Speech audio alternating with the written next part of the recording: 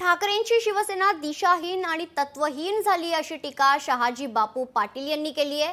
ठाकरेंचे आमदार, खासदार, उपमुख्यमंत्री एकनाथ शिंदेंच्या नेतृत्वाखाली काम करण्यास इच्छुक असल्याचं देखील त्यांचं म्हणणं आहे। माजी आमदार शहाजी बापू पाटील असा खरं तर मोठा दावा करतायत। भविष्यात ठाकरेंच्या शिवसेनेत फक्त उद्धव ठाकरे, आदित्य ठाकरे आणि संजय राऊतच राहतील असं देखील शहाजी बापू म्हणाले।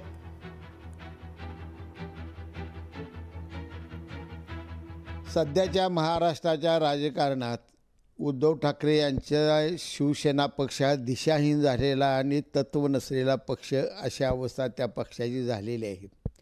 आणि त्यामुळं खासदार, आमदार जे काही थोडे त्यांचे निवडून आलेत त्या जबाबदार पदावरचे सर्व नेते मंडळी माननीय एकनाथ शिंदे साहेबांचं नेतृत्व मान्य करून आमच्या शिवसेनेकडेच निश्चितपणे येतील आणि पुढचं राजकारण करतील असा मला विश्वास आहे।